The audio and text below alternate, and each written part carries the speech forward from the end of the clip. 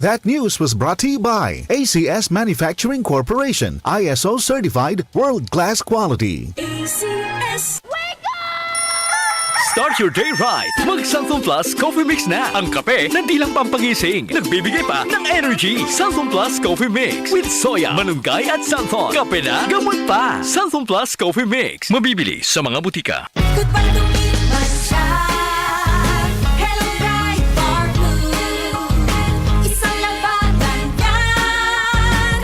Bright bar blue. Pride Bar Blue with powerful stain-away enzymes. Malupit magtanggal ng dumit mancha pero di masakit sa kamay. Goodbye to me, Mancha. Hello, bright bar blue.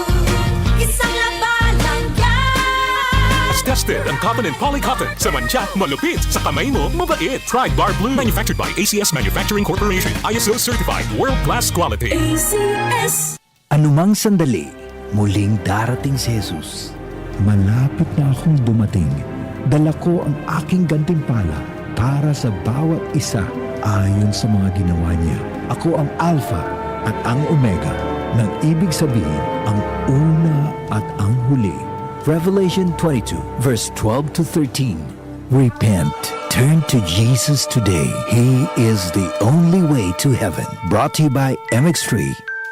MX3 Capsule helps avoid pain discomfort. Iwas-iwas sa sakit. Mula sa #1 Smart Dishwashing Paste. Ang galing-galing mo.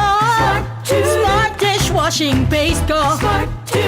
Pritong ulam na masebo. Plato o kaldero. Tanggaling for everyday. Ganyan pag Smart ang dishwashing paste. May double tanggaling formula. Tanggal galing ang sebo at bakterya. Bahid para walang bahid. Linis fantastic sa metal at plastic. #1 ko to. Tanggaling-galing mo. Smart dishwashing paste. Heavy duty linis bawat pahid. Smart Dishwashing Paste. Manufactured by ACS Manufacturing Corporation. ISO certified world-class quality. ACS. Santhong Plus Coffee Mix. Ako si Lizette, isa akong diabetic patient, kaya medyo maraming bawal. Isa na dito ang kape, pero hindi ang Santhong Plus Coffee Mix. Kakaiba to dahil ito ay may soya, malunggay at santol na maganda sa kalusugan. Santhong Plus Coffee Mix. Kape na, gamot pa. Mabibili sa mga butika. Goodbye to me, Mancha. Hello, bright bar blue. Isang labanan yan. Bright bar blue. Pride Bar Blue with powerful stain-away enzymes. Malupit magtanggal ng dumit mancha pero di masakit sa kamay. Goodbye to me, Mancha. Hello, bright bar blue. Isang labanan yan. As tested ang cotton and polycotton. Sa mancha, malupit. Sa kamay mo, mabait. Pride Bar Blue. Manufactured by ACS Manufacturing Corporation. ISO certified world-class quality. ACS.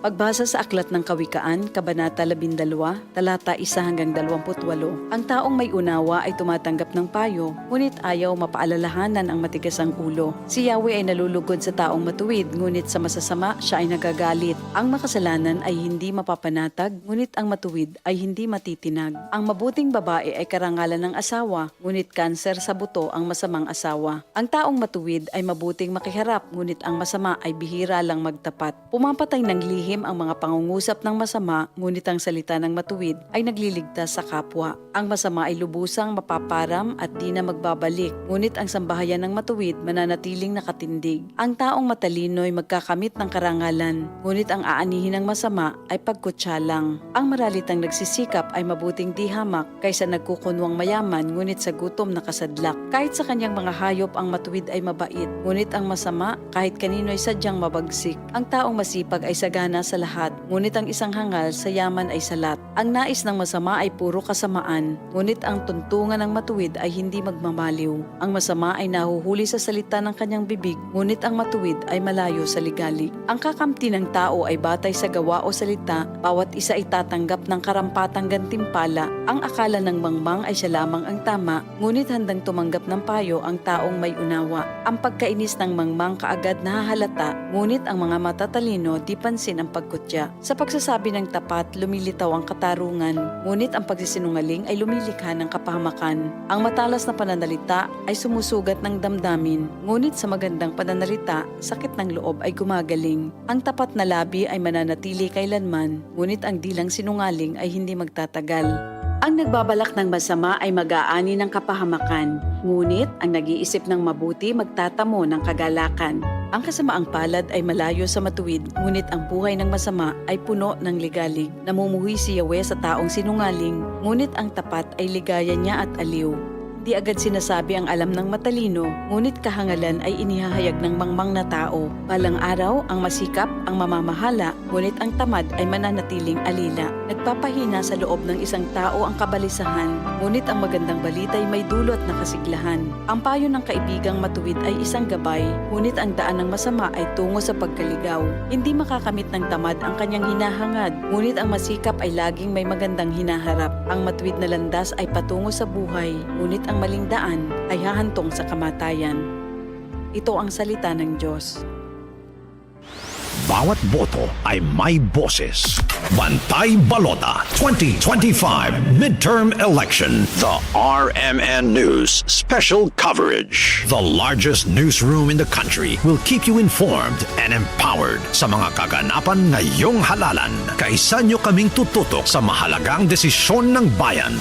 Bantay Balota 2025 Midterm Election. The RMN News Special Coverage.